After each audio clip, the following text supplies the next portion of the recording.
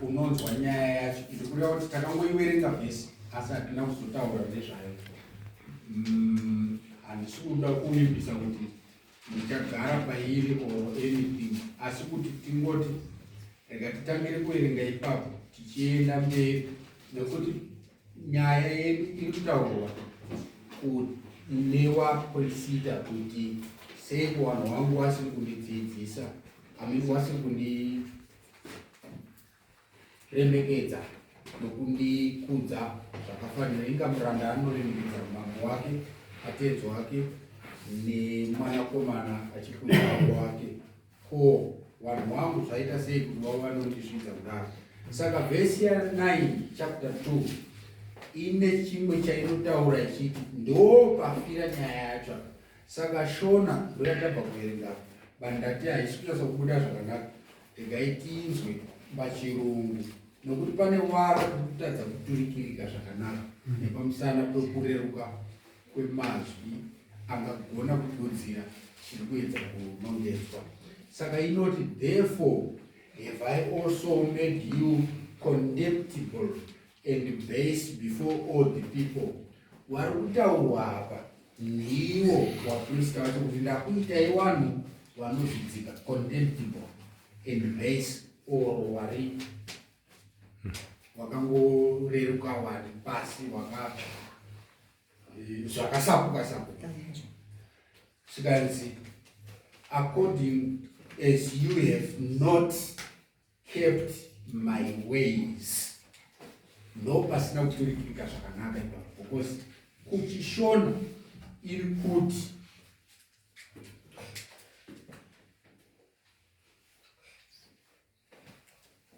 zvamusina kuchengeta nzira dzangu, handidya, but have been partial in the law. Kuchirungu kuno iri kupera ichiti yabva panoti zvamusina kuchengeta nzira dzangu. Apo pakanaka. Painozoti but have been partial in the law, kuno kuinoti kuchishona mukatsaura vanhu pakutonga murayiro. Hapasi kubuda zvakanaka kuti but have been partial in the law.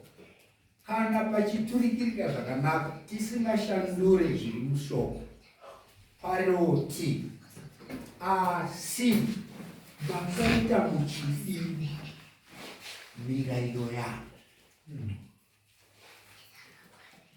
Haina kuchengetwa yese. Vari kujenga, but nhurikire iri kunzengesa nyaya kana taakuchishona kuti pasaoneka kuti Mwari ari kutsutsumwa kusaibatwa mukuzara kwemirayiro sezvaanotaura somuenzaniso kuna James 2. James 2 inoti, unana vhesi 17 iko kana singakanisa, anochengeta mirayiro. Vhesi 17 masina mabasa wakafa 9-10 kana singakanisa. Hatuna kupedza kuwana kuenda kukubandiki zviunzererei webheri yawainzi wako wakachenjera bhokozi waiti kana wanzwa wachitotaurwa nana po waitosecha kuti zvindizvo ndizvo. Saka James kana kuti Jacobo anoti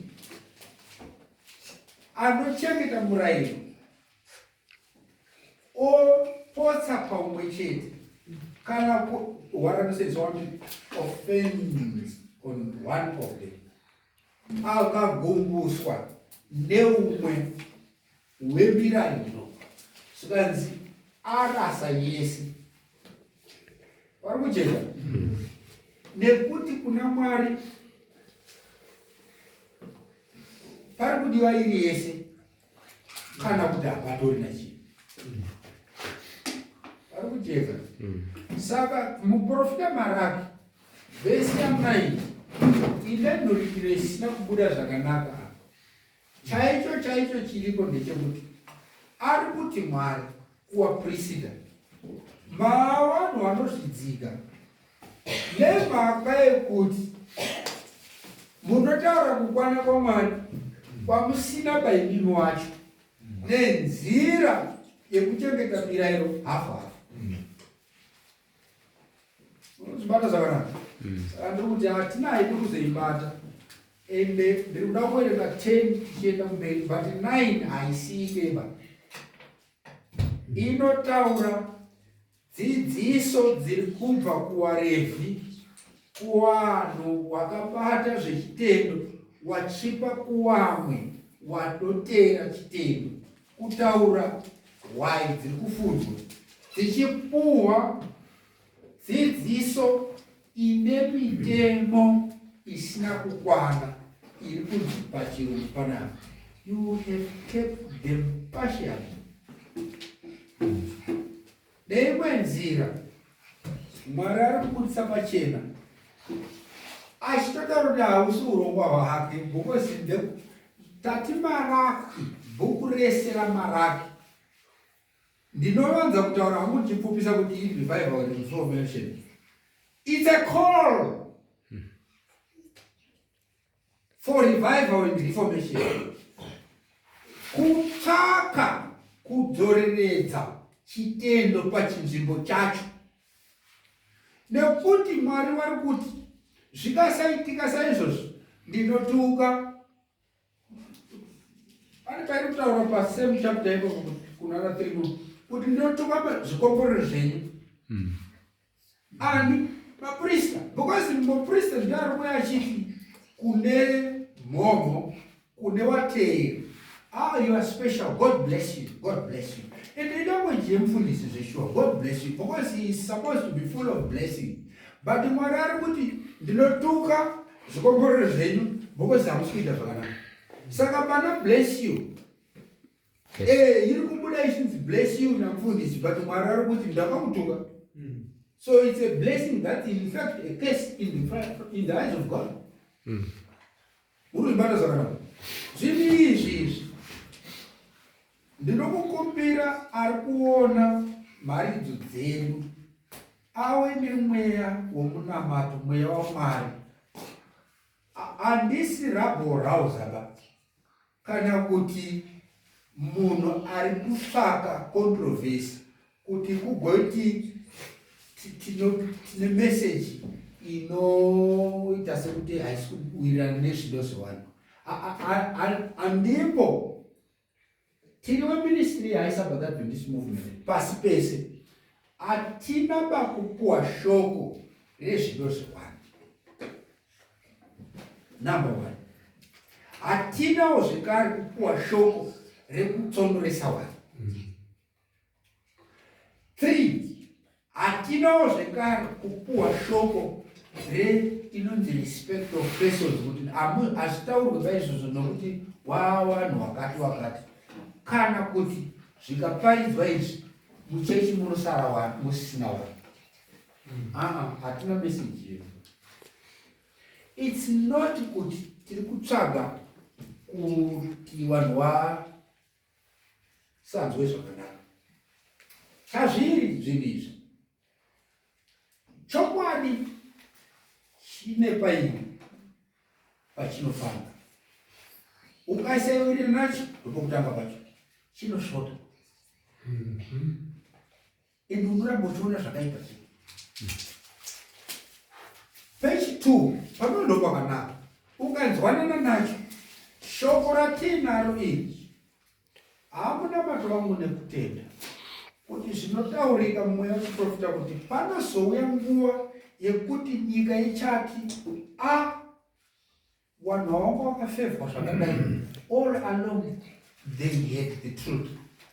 Vanhu vazopepuka, wane nguva dzekugara vachidzidza zvinhu izvi, ende zvichitotaurwa seisusu muno munyika muno nerurimi rwaamai. Saka Muprofita Maraki vhesi ya9 pachapter 2 ari kutaura nyaya achiti maRevhi, maprista mareruka because kuita zvinhu hafu. Munoona chero vanhu vasinganzwisise chipimo chechitendo mukuzara, muprista akaita something chisina kufanira kunzwa vanhu vachitaura kuti zvino ndokunamata kwachiko. Because somehow mukati munazvo kuti asi anotarisirwa kunge pakadai so. Regai ndiverenge tisapedze nguva. But haisi nyaya yekutamba nayo yepartiality pamutemo waMwari, pamurayiro, pajudgment. Ndio judgment. Because judgment kana ichiuya standard mutemo. So teaching ziriko ende tinoramba tichipafamba ipapo. Mitemo ine gumi inochengetwa yese kusara kweSabata. Ndo rinoda kunzi rakachinja. Pasina proof muBhaibheri inotaura kuchinjwa kweSabata. Vamwe ndo vanotaura kusarema kuti this is the day that the Lord has made. Oti zvokureva Sunday.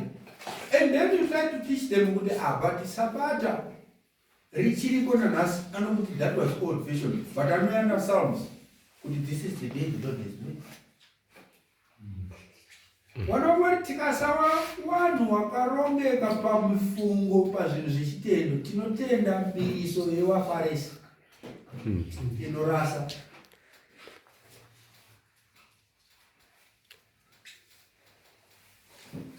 Wana ndingaiti madzimai akanga agadzirira mafuta embalming pakafa Kristu. Hawana kugona pakuzomuembalma nemhaka yekuti Sabata rakanga rasvina. Hawana kumuzora mafuta ekuti ndeyekuchengetedza mutumbi womunhu. Ndo saka chinzi embalming.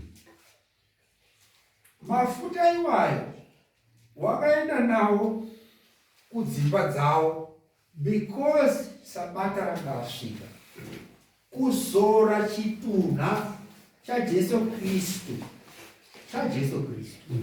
Mambo weSabata. NeSabata afa musi weFriday iyoyo. Ibasa rakanga rakanzi harichengetedzweba mukati meSabata. Wakatozorora. Vhesi iri pachena ndopanorishambisa pasi pano nemadhigiri nezvese zvakadzidza vanhu kuti pakatotaura kuti then these women according to custom yacho isiri chibori just custom sekuti tradition sezvinongoita vanhu kuti munopindire muchidai so muchechi wofungidzira kuti ndokukudza Mwari. Izvo zvakatanga nemunhu akanga akareba aida kunzvenga pakadzikira zvikanzi ndokudzikuira. Haisino macustom yatikutaura.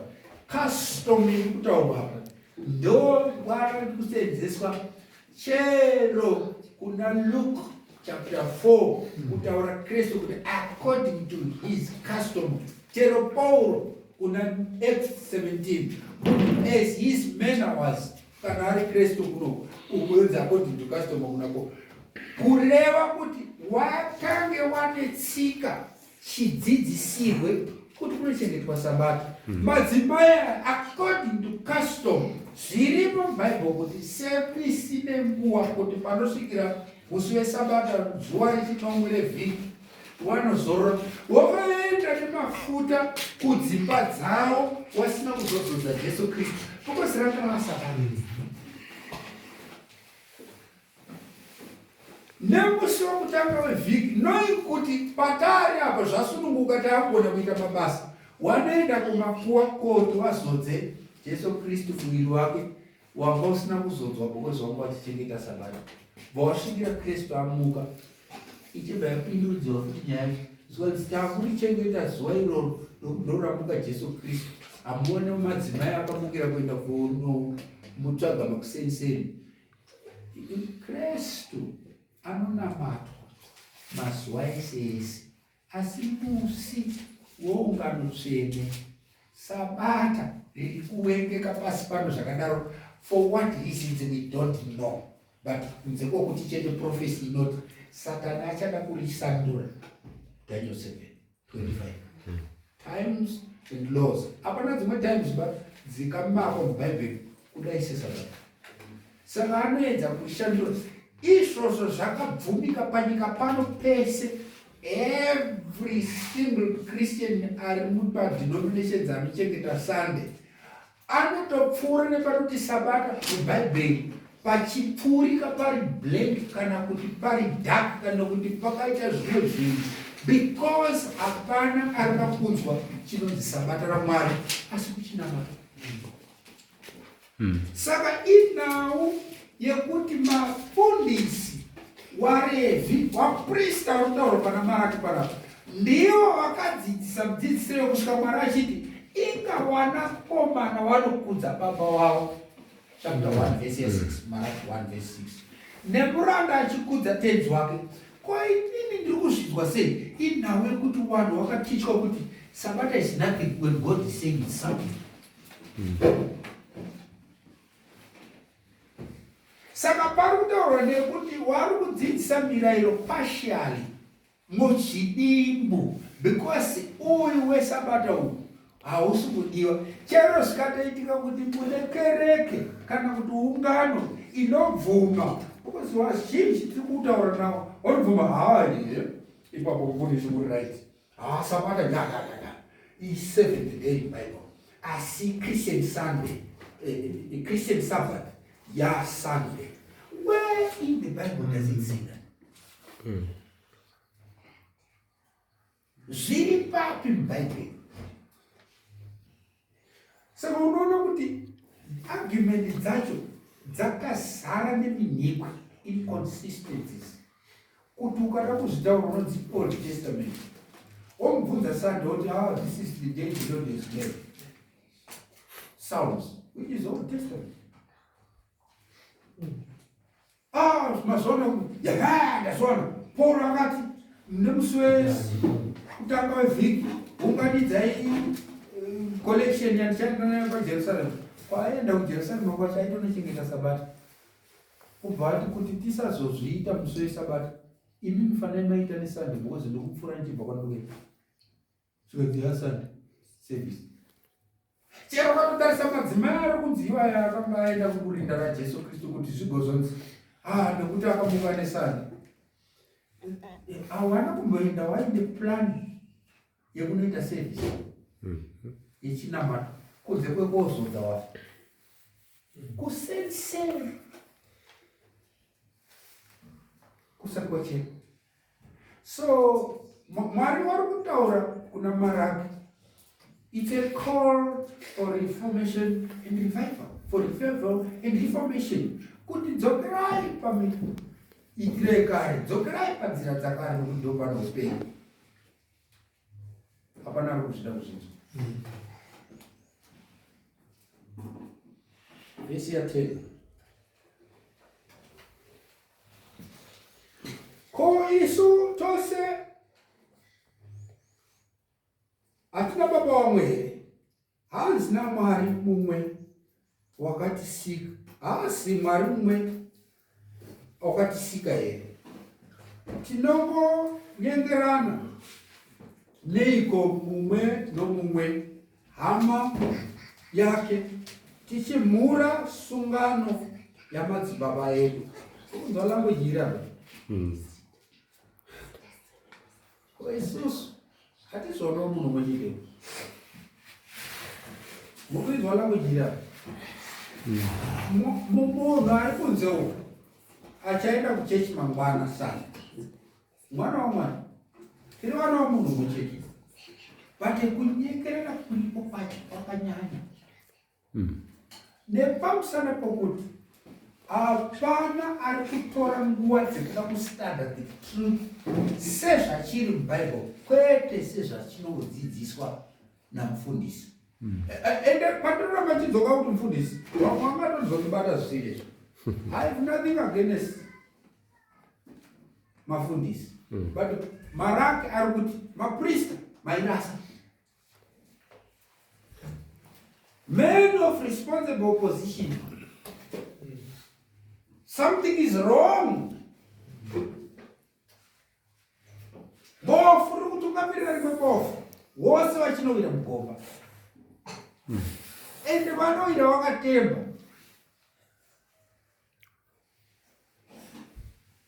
Nekuti uyo anenge achiti kuti angabva azondiendesa anogona kunge ari kubva zvirinani. Pamwe chinochemerwa kuti ndiri kuona chaizvo. Iwo ndiwo usingaoni. Pane hembe yangu tenga. Chitendwa naMwari. Scripture ndio safeguard. Hatina chekutya kana chekurasikirwa nacho nescrutiny yeBhayibheri, kuscrutinize zvatinotenda. We have nothing to fear. Zvinhu zvatinotenda, are they so? Does Scripture say they are so? Kana kuti tinoti zvanzi namufundisi, ipo pano zvatiri kudzidzisana nemi, musazozvitenda kuti zvataurwa zvitendei nekuti mazoona kuti ndizvo zvezviri muScripture. Saka tikange tichistada saizvozvo, endai mozvi zvera zvekare muchicheka Scripture kuti zvatipa Maraki 2 vhesi ya 10 akati pari kuti mutemo wabatwa muzvihafu zvafu pakadaro here zvechaizvo chaizvo. Because kana pachidaro zvechaizvo chaizvo ichocho ndochokwadi. Saka uyo ari kutaura ndinenge ndichitaura chokwadi. But ukaona zvichisiyana ndinendawa nenhema. Ende inini ndinoramba ndichiti ukaona ndadzidzisa zvisina kubuda apa paizvina Mwari usadyeba uchiti ndiri kunyara kwavo. Uyai tinzwanani. Chero izvozvo izvi tichitoparidza iti akumuparidzi mapaona papi ndiri kuverenga panapa ndirai ndiverenge tinokupai mukana wavo. Pati zvakati pati kuchengetwa kwemirayiro vhesi ya 2 ya 10 mune mazvaona zvakadaro. Chapter 2 zvanzi kuchengetwa kwemirayiro zvehafu hafu ndokururama. Ini ndiri kuti Mwari ari kuti mhosva iyoyo mazoona kuti rangu rikunyatsa kuti zvanzi kuzvibata zviri zvigasha kudaro kururama is one mufundisi. Naoneni kana ndiri wrong, mweya waMwari unofanira kuti pakutiwa kuti ndandisina kupaona. Kwete kuomerera napo tinofa takabatirira pachisiricho. Because nyaya dziri panapa ndedzeriponeso tingandiwerengewa naMwari ende kusvika kumapeto zvinezvi.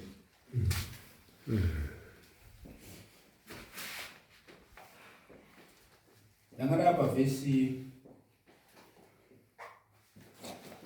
11 handiti. Judha wakanyengera chinhu chinonyangadza chakaitwa pakati paIsraeri napaJerusarema, nokuti Judha wakamhura nzvimbo tsvene yaJehovha inodikanwa naye. Wakawana mukunda waMwari wawatorwa Judha. Munhu unoita zvakadai Jehovha uchamubvisira pamatende aJakobho. Unodana nounopindura nounovigira Jehovha wehondo zvipiriso. Munoitawo izvozvo, munofukidza atari yaJehovha. Saka munoitawo zvekare izvi. So maproblem ari kulistiwa naMwari kuti udza Israeri Zvikanzi munoitawo izvozvo kuti and also munodai. Zvikanzi munofukidza atari yaJehovha nemisodzi nokuchema nokugomera, naizvozvo haacharangariri chipiriso kana kuchigamuchira nomufaro pamaoko enyu. Ukaona zvakanaka?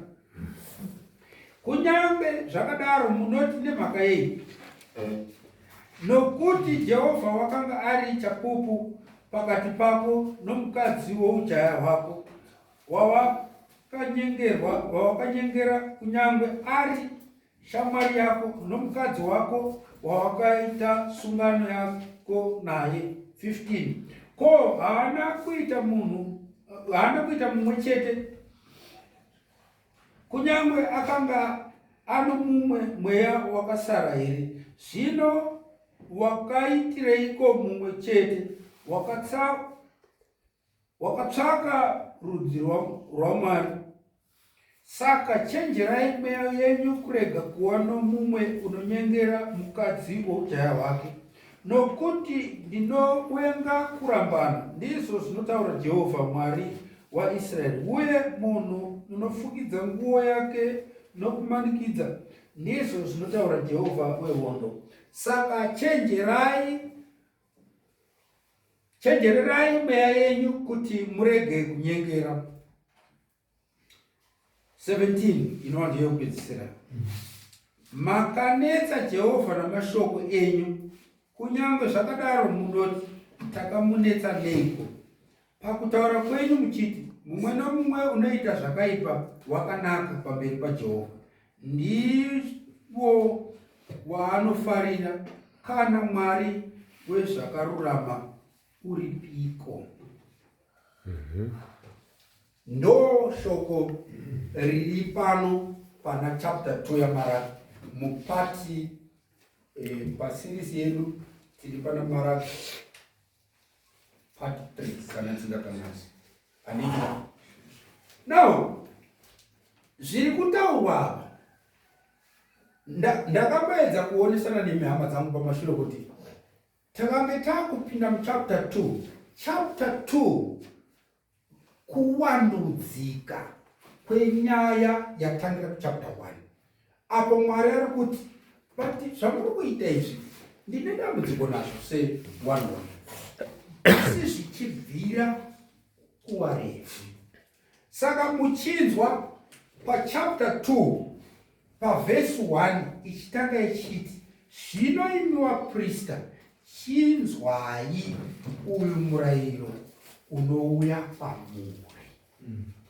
Inyaya iri kusumudzirika kubva pavaprista. Saka ndambotaura pamashure kuti mukanzwa ndichiti muprista musandiri mufundisi, handisiri kuti ndine against nevafundisi. Ndiri kungotaura kuti Jehovha ari kuti kwarasikira nyaya kuwanodzidzisa, ende wanodzidzisa mafundisi. Saka Mwari ari kubuditsa zvese zviri mudziungano kuti chandiita kuti ndisanzwanani nemi ndezvizvi. Zvimwe zvacho ndo zvanga zviri mupati 2 yatakabata shoko yakapera. Iko zvino izvi part 3 iri kuendera mberi ichisumudza nyaya yokuti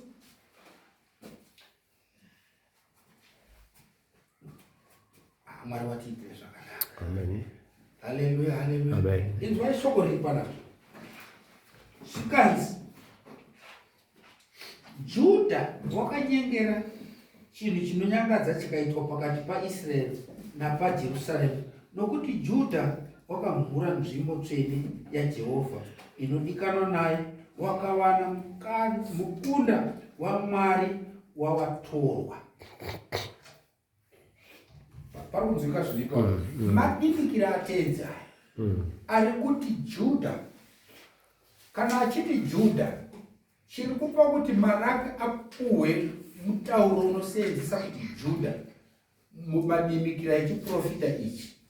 Inhau yokuti panguva iyo Israeri yakanzi kwana Israeli naJudha. Pari kujeka Israeli inotora matribe, misha, dzimba, wanakomana 10 waIsraeli woendwa nawo kurukunzi kuIsraeli. But kurukunzi kuIsraeli uku inzvimbo itsva, not exactly kuti new, but wasarudza kunobata zvechitendo wari kunzvimbo iri kure nekwawanga wachibatira wari, panga pari pagaririro, pamuzinda, panga pachibatirwa zvechitendo, pasati pane kupatsana uko paJerusarema. Muri kuzvibata zvakanaka? Amen. Vana vaMwari izorambai muchidzidza somuenzaniso Madzimambo okutanga chapter 12. Madzimambo okutanga chapter 12 mumvuri wezvinenge zviri panyika kwokupedzisira kwayo. Muri kuzvibata zvakanaka? Saka panzvimbo yanga yakabatwa chitendo panozosara pane rudzi rwaJudha chete. Nokundinzwa zvakanaka? Ndo manyuko emhando dzemutauro uyu unoti Judha akati Jerusalema niki Jerusalema akati. Urikubata zvakanaka? Kana pachinzi Jerusalema seapa zvinoita confusion because kuJerusalema ndokwasara kwasara Judha. But ava vanokuda kwemajority vote, uzhinji watakura zita rokuti Israeli. Murikubata zvakanaka? So that vanogona kudanidzwa kunzi ava ndo Jerusalema risisiri paJerusalema. Murikubata zvakanaka? Because ndo waenda wachinzi Israeli. Sare Judha asare ega, asare na Benjamin.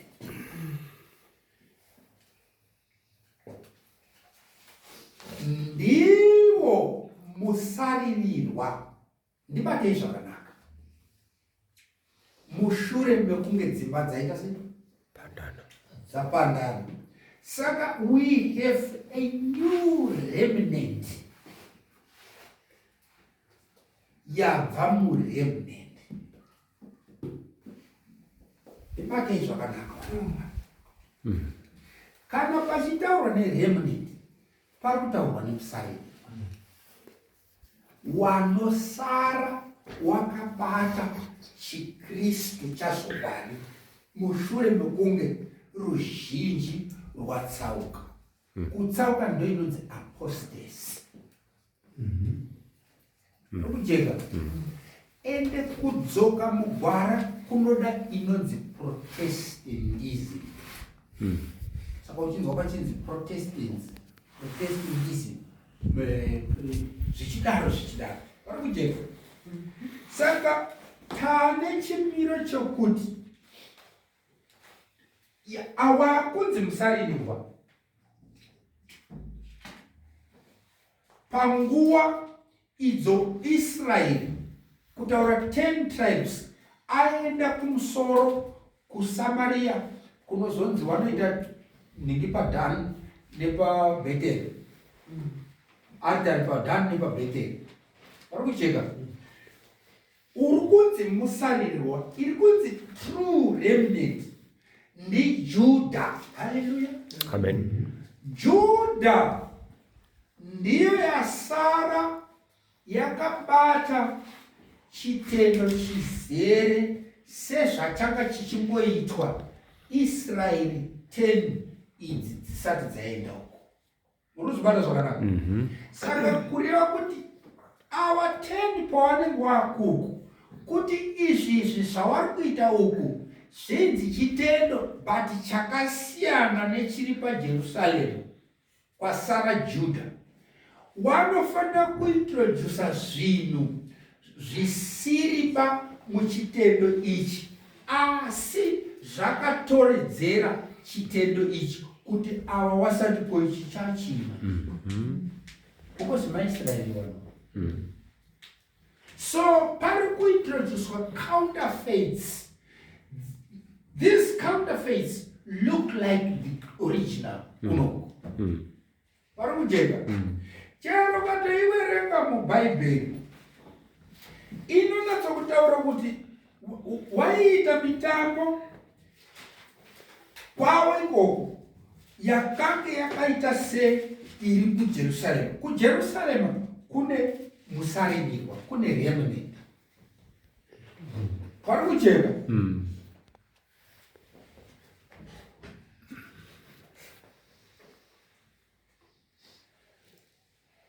Mwari wachitirimutsa.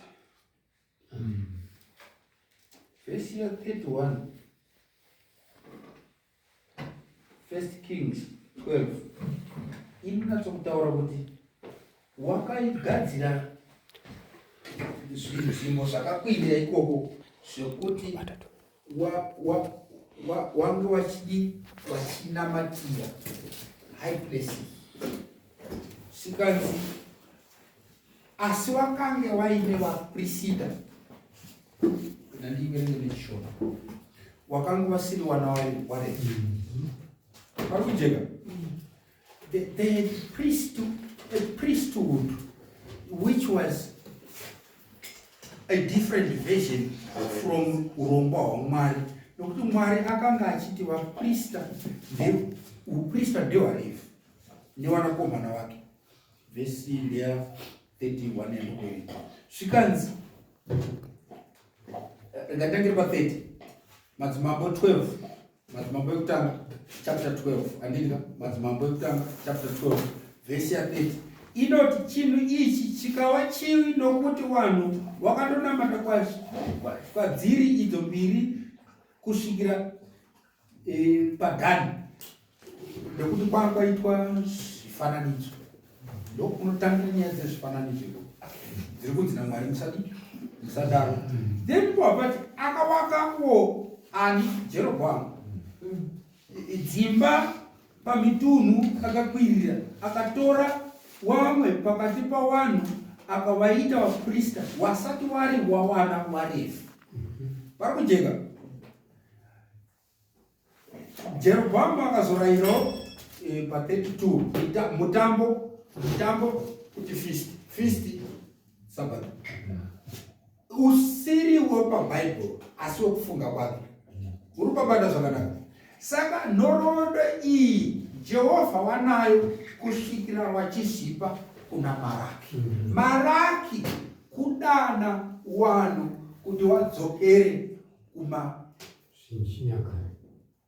manamatiro avo asina zvipomerwa zvechinyakare zviri kunzi nhasi uno une mwana wanhasi kudhara ivo. Jehovha ari kuti kudhara ndokwandikuda. Regai ndifambe nenyama. Saka ndiri kuda kuyapo kuti Judha musaririrwa wasara kuJerusarema uchitodanwa zita raMwari bokosi ndo wacho wakunzi ndo vanhu vaMwari. Asi mumaziso epanyika kune kunzi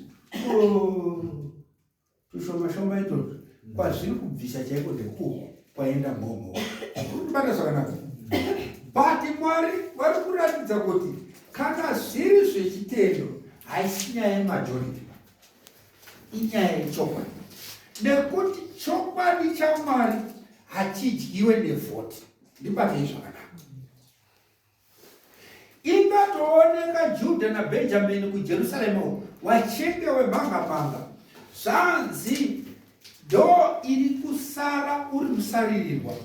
But haleluya haleluya, pandiri kuuya ndepapa wana waMwari ndinokumbira kuti titivirire zvishoma-shoma. Handisina kuirebesa nyaya yakasi, asi ndinoda kuti ndibuditse icho mweya waMwari ari kunongedza. Vari kujeka. Chiprofita panapa chiri kuzotaura kuti Asi Judah now. Again, dite kuereka. Maraki chapter 3. Chapter 2. Amen. Amen. Verse ya 11 iri kuti Judah wakanyengera chinhu chinonyambadza chakaitwa pakati paIsraeri napaJerusarema, nokuti Judah wakamhura nzvimbo tsvene yaMwari. Pasara uko nenzira ipi manje? Zvikanzi nokuivigira Jehovha pa 11 handiti. Zvikanzi wakamhura nzvimbo tsvene yaJehovha inodikanwa naye. Murikwanzwa zvakanaka? Wakawana mukunda waMwari wavatorwa. Ndo mhosva dzaari kutaurwa kunzi because wakaintrodusa mukunda wavana wavatorwa watadza, hawauye wari wega, wanouya nezvokwavanobva. Chii chiri kutaurwa natenzi? Maraki kudana kwatenzi wachitsvaga wandudzo, revival and reformation. Saka pavanotaura nezvaJudha mubvisiso uchenjeri chapter 1 verse 9 anoti hapana chitsva pasi pezuva chakanga chiriko pamawambo ndo chichazovepo.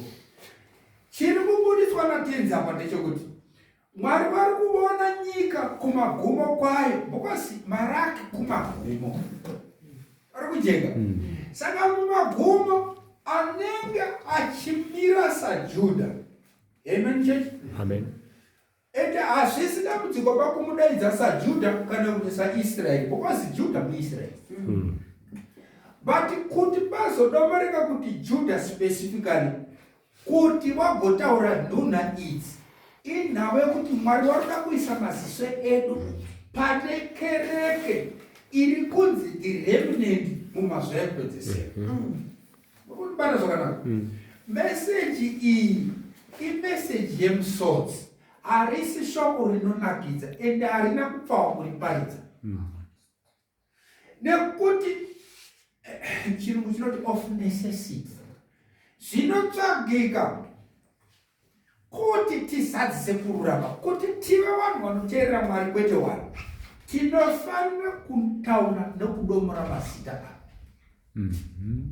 Murikwanzwa zvakanaka?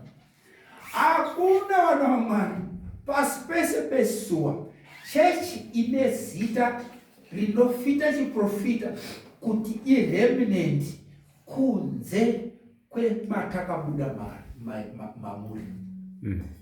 It's the second day of it. Unozibata zvakanaka? Nekuti pakaita dark ages pakazoitika zvezvo zvakaitika sokuti Jerobhoamu akakwevera ruzhinji kuDhani nekuBheteri, yakasara yakabata chitendo chinowanika muBhaibheri since 1847. But then yanga isatotori yatoo nezita. Zita rinozopuhwa chete 1863. Asi hwaro hwayo hwakanguruvaiswa until that time nevanonzi mapioneers, kusanganisira vanhu vane mweya wechiprofita watinoverenga wana Ellen White. Babata zvakanaka? Saka kereke iyi became the Israel of God. Akasara aine chinyi? Chitendo chepa bhuku yaTenzi. Parikucheka? Ende izvozvo chikomborero chikuru, nekuti Mwari vanenge vawanira vanhu vavo nyasha. Asi chiprofita chaMaraki chiri kuzoti zvakadaro saizvozvo Judha kureva remnant wakazoirasa nenzira yokuudza vadzimai wekunze uchiroorana nawo. Ari kujeka. Wamwe vanoda kukurumidza kuwana mhosva panyaya yandikutaura kuti habati chechi kureva mukadzi zvinozonzi mukadzi aroora sei. Handimboba ipapo pamwe aroora zvaaroora nenzira yekuroorwa nayo mazuva ano yekuti mukadzi nomukadzi, but handizvo zvandikuda kutaura, ende handizvo zvandikureva. Ndiri pakuti asi Jehovha vari kuti Judha ari kuzonzi aroora a strange woman. That one is not debatable because ndo zviri kutaurwa panapa. Ndimwari vada kuedza kuisa pachena kuti somewhere, somehow, along the way, chechi yakanoita mubatanidzwa nenyika ndokuti kuroorana nestrange woman, mukunda wavamwari wasiri wamwari.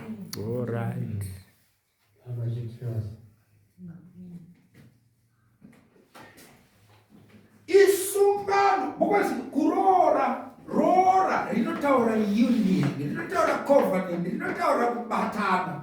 Saka Mwari achiti chasunganidzwa ipapapa, let no man put asunder, kusvikira murufu. Muri kubata zvakanaka. Saka ari kusenzesa mutauro wakasimbisisa wokuti but Judah, you got married to a strange woman. Saka nekuda kwaizvozvo mukaiverenga zvakanaka inotaura kuti Judah wakanyengera, you became a deceiver. Wakanyengera chinhu chinonyangadza chikaitwa pakati paIsrael napaJerusarema. Muri kubata zvakanaka. So because of your influence, iwe uriwo wakatariswa kuti une standard yechipimo zviriko nekuIsrael kuuko kumachechi ari kuuko because wanotiwo kana zvichiitwa nanhengi then zvakautonaka nokuti zvese wese waina. Uzvibata zvakanaka. Saka chiko ichi chiko chinotaurika kana tenzi wachiti wakaita union, wakaroora mukunda wavamwari wasiri wamwari. Language yaina kunaka wana wamwari. Ukadzokera panhoroondo. Amen church. Amen. I-Seventh Day Adventist yakazoita zvokutonyorana pasi anda mukuru uyu baba wayabva manji Ted Wilson ainzwani yes, what was his name, akanga ari president weGC muma-80s. Babawa elder uyu mufundisi uyu Muprofita wakasainirana agreement ne-United Nations muna October 1985.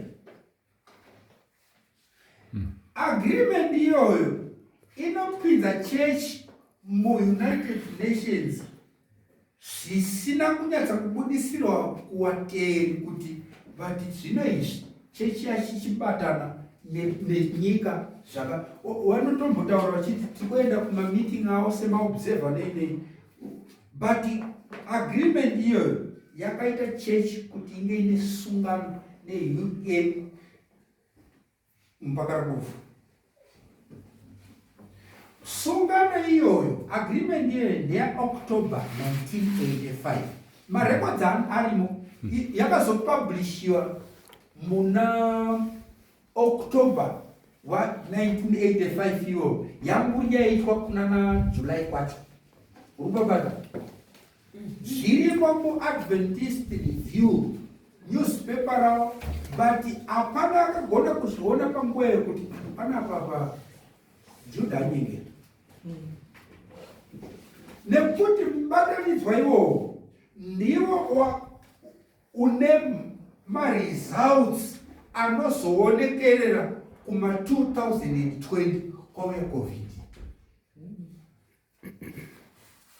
Hazvisagone kuti waite pullback because wakasungwa nechibvumirano chiriko since 85. Unibata zvakanaka. Saka waroora mukadzi wavamwari wasati vari vamwari pana pakaita kunzi wakawana mukunda wamwari wavatorwa. Muri kubata zvakanaka? Strange God's daughter. So 85 iweyo paitwa zvapaitwa ipapo. As early as 1986 kereke isina kana nyadzi yakanopinda pamunamato weasisi. Murikuzibata zvakanaka? But kumunhu asina background yazvo izvi zvinenge ndiri kungotaurawo zvangu. But pari kutaurwa nhonha dzaMwari naJudha wake akanga ari akasa zvikazopa kuti regai ndiwerenge zvikanzi chinhu ichi chinonyangadza chakaitwa pakati paIsraeri napaJerusarema nokuti Judha wakamhura nzvimbo tsvene yaJehovha. Muri kuzibata zvakanaka? Saka uku kuri kufanira kune standard yezvinoera uku pati kwamhurwa. Saka zvakuitika paJerusarema kwacho kwaari Judha nekuIsraeri kumamwe machechi because the other 10 wari kunze but havasi vana vamunhu mumwe chete. Pavhesi iri pamashure pacho ndevanhu waMwari wafurirwa naJerobhoamu kunoita chinamato chisati chiri chepabhuku yaTenzi. Muri kunibata here zvakanaka wana dudzira idzi hadzisi dzemunhu guys. Zvinhu izvi hazviko bapanyika nokuzara kwazvo because mweya waMwari unozvibhedhenura izvi kwete kufundiswa kuchikoro. Tiri kutaura tichindandama, tinotaura nekundandama nepamusana pokuti hatina kuwawezwa muzvikoro zvetheology kuti Maraki anotaura izvi because dai zvikanobuda saizvozvo izvi muschool of theology then there will be reformation all over the world because vanenge vachiti we saw it na-authority zvakanyorwa nangana saka zvakamira zvakadai. But ngana ari authority haasi kunyora zvinhu izvi because haana mazaruro iyi. Izvi ndezvaJehovha nokuti tenzi vari kusarudza wavanoda wasingawerengwe nenyika, humble instruments that are full of the Holy Ghost. And handisi kudaro nekuganza but ndiri kutaura chiripo nokuti mweya waMwari pamusoro pangu. Amen.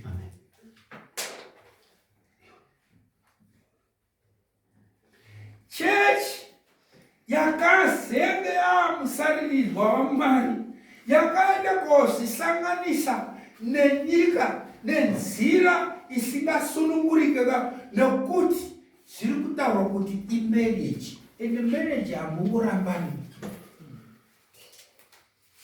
Haugone kumuka uchiti nechimangwana acho ndaona masisa anga achinge nyimbo dzisina kuibva saka achati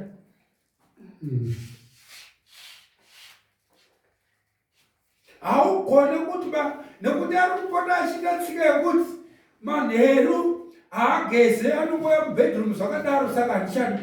Unotonzidzisa mukadzi wako uri kunogeza wakanozvisungirira pamukunda wezvimwari kuti wabatikane nezvinamato zvisati zvirizvo. This is ecumenism iri kutaurwa naMaraki but haana wara kuti ecumenism. Munoziva kuti panotaurwa nyaya dzeecumenism taitoti tichiri mamethodist chaivo ukanzwa wachizvitaura mufundisi kuti ecumenical chakati zvainge chinhu chakanaka sei.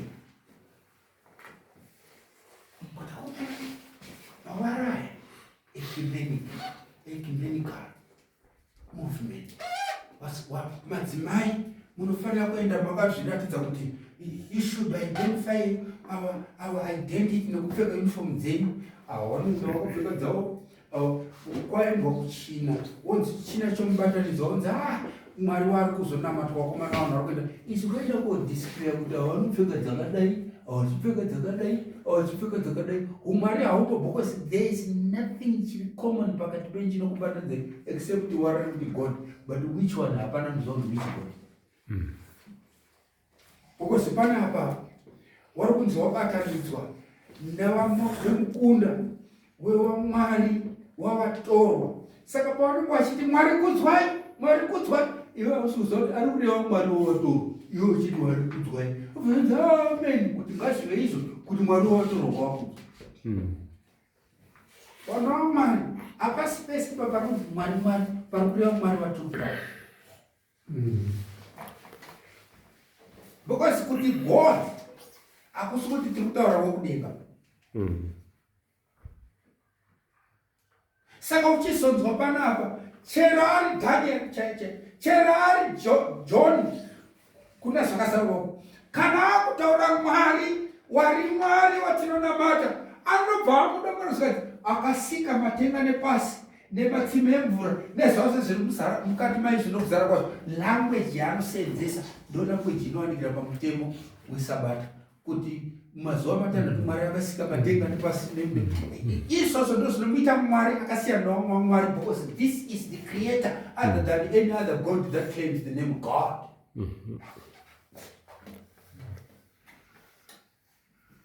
Saka pari kutaurwa kuti Judha wakanganisa, warunzira, panga pakatarisirwa nevamwe vese kuti panoti standard zvakati, zvikati paona uyo uchitora chimukadzi chekuko wese wakati saka zvakanaka. Ezvinei kutaura chokwadi chaizvozvo panyika, hakuna church isingatye pakupinda muecumenical movement, because vanoti even the SDA is there.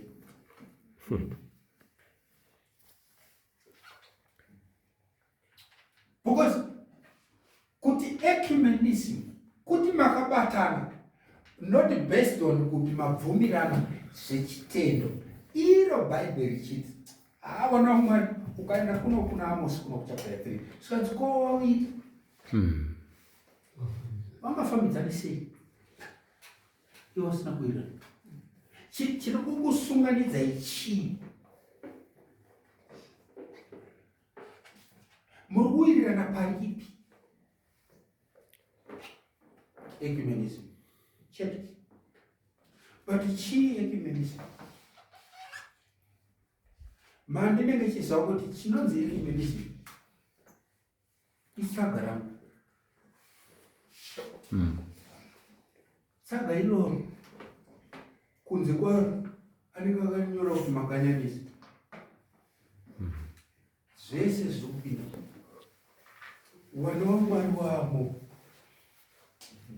Skanzi wakanganisa Judha, wakonzeresa, wazvidzisa zita rangu, waita kuti ringe risisayeri sezvarinofanira kunge richiita, because wada kuzvibatanidza mumubatanidzwa usingaite nekukunda kwepanyika womwari wasingazikanwi. Ani nani anoona video aine background ye7th day, chero ukatotitaura kuti Ellen White akati the church shall look like it's about to fall and he will not fall, shall not fall, kureva kuti uri kuti SDA ndiko kuti church, kuti SDA kuti a denominated church, a denominational name, a name that was given to it by God in 1863.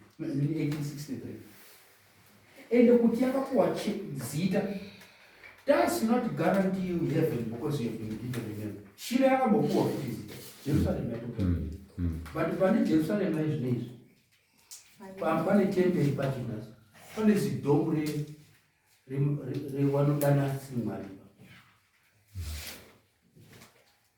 So panonzi the church shall look like it's about to fall. Think about it soberly. What if arikureva remnant inooneka nhasi uno kunge pasina iye iripo, sekumbooneka kwakaita Judha sepasina iye anga aripo panguva yaakanga amira pauremeni zvakakwana asati aroora mukunda waMwari wokunga. Are you sure that when it says the church shall look like it's about to fall, it's the denominated people? Because in Bible, Christ actually defined a church. Anoti church pane wai kana watatu muzita rangu mumwehene musokwati. Haleluya, haleluya. Iyo sokazi lenga lipakati kwakadaro. In the midst of such, the heaven is present.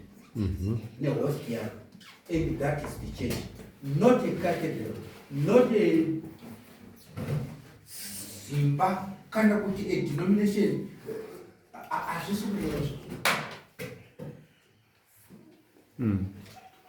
Saka tikawane a blind sense of belonging.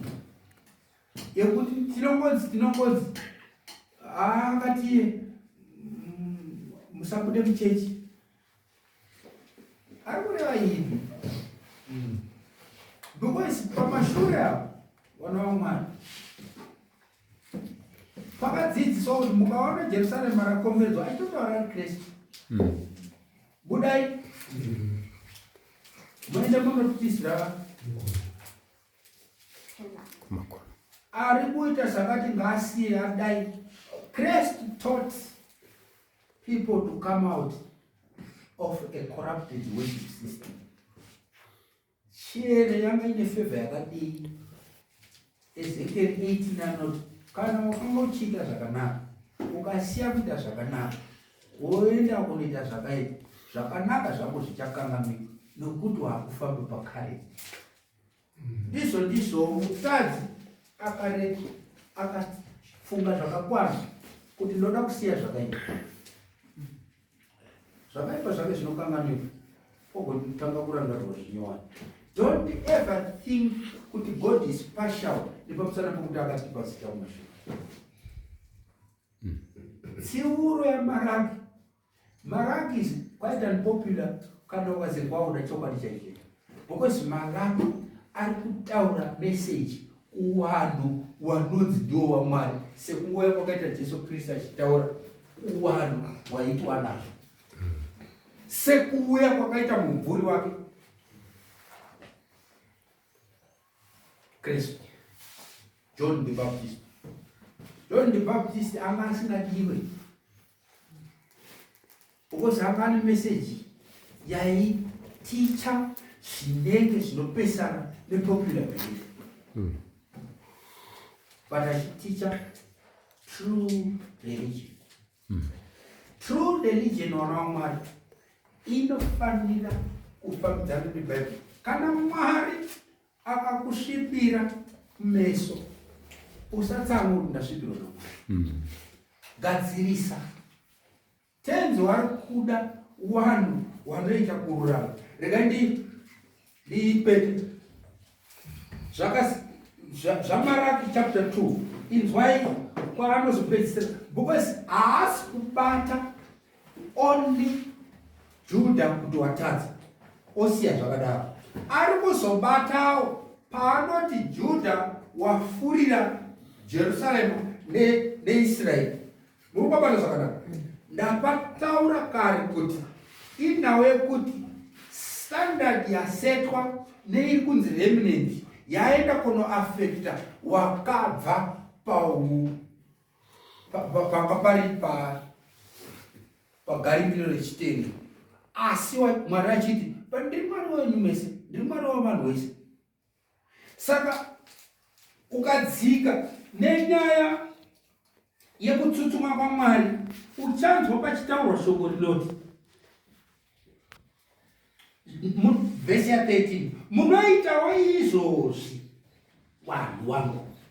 Zvikanzi munoitawo izvozvi zvipiko? Munofukidza atari yaJehovha nemisodzi. Chinonzi atari muchiprofita ndepe mpiro kureva nzvimbo yekunamatira. Munobata zvakanaka. Saka ari kutaura center of worship. Muri kubata zvakanaka. Saka pari kunzi muri kupafukidza nemisodzi nokuchema nokugomera, naizvozvo hacharangariri chipiriso. The actual chipiriso prayer haisi kurangaririka, but kune vanhu vari kuita too much crying, vari kuita too much kugomera. Mukazvitarisa panyika panapa kana matiro kana ari kuita vanhu ndozvi kuita vanhu chaizvozvo. Ende akakuitira izvozvo munhu iwe usinamata nenormal voice unototi akomana ndasarira umana awarimira Mwari zvakazoti kune machechi ari kuita nguva dzekutochema pasina pazvamanzwa pasina nonzi crying time.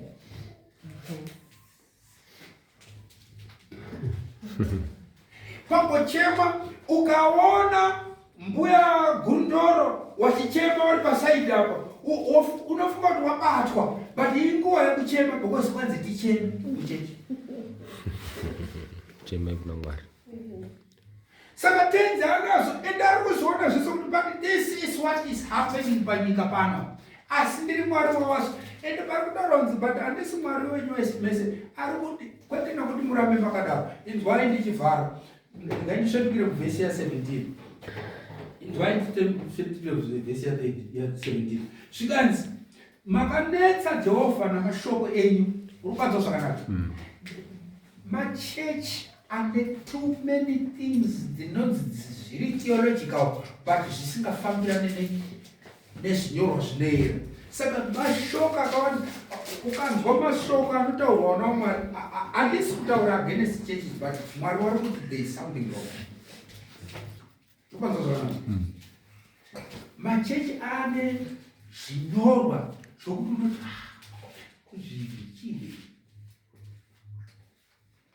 zvinhu zvinopotsa zvaita kunge chitendo icho chisimo. Saka ari kuti kunyange zvakadaro munoti takakunetsai nepo zvikanzi pakusarura pakutaura kwenyu muchiti mumwe nomumwe unoita zvakaipa zvakanaka pamberi paJehovha.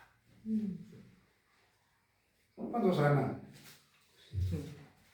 Chechi dziri kuticha kuti Mwari ari kudai makadaro. You are special. Takamboparidzwa you are special vanhu vakanakidzwa zvakanyanya tikubulawayo. Fundisei anonga akachenjera. You are special. Vakomana vanhu vakanakidzwa madzimai akafara tanzi special. Kuti special hakusi kuti vakanaka. Unopanzwa zvakanaka. Regai ndikutaure chokwadi.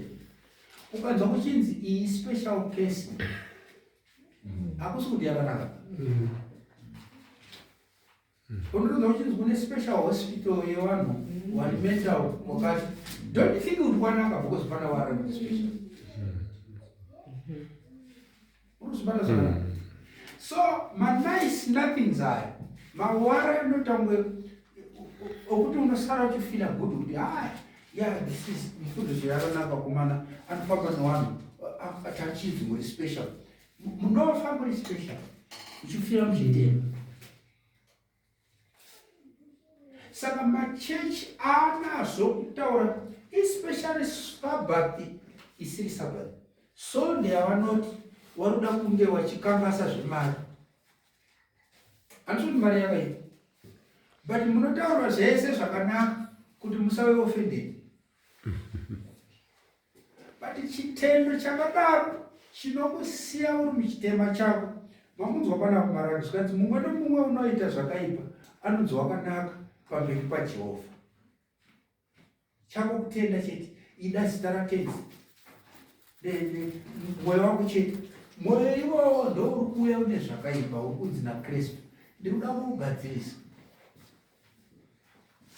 Zvikanzi ndiwo wanofarira wakadaro Jehovha hanzi anovafarira vanhu vanoita zvakaipa. Kana obva avhara neshoko rokuti munoti Mwari wezvakarurama uri kupiko. Shoko rinoti Mwari wezvakarurama uri kupiko riri kuzadzisirwa pokuti vanhu vanoti hakuna mutsvene, hakuna anozogona bezvo. Chero vanotadza sei uri mutadzi zvesho ndi mutadzi. But Kristu ari kutsvaka mutadzi ari kuda kusiya kutadza. Ari kucheka. Amen.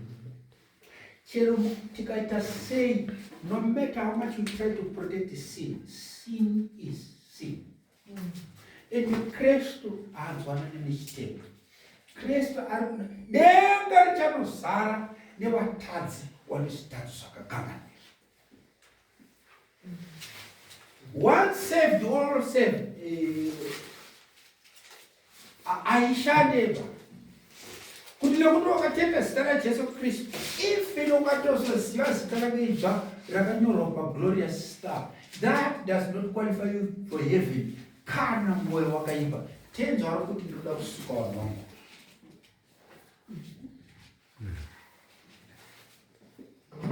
Dzidziso ngaikwane.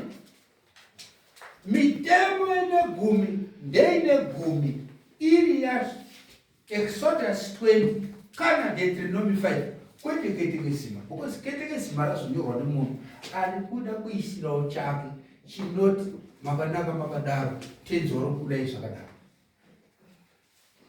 Mwari vatibatsire vanakomana. Mwari vakomborere kwerimwe kweIsraeri nekuti nderechokwadi. Amen.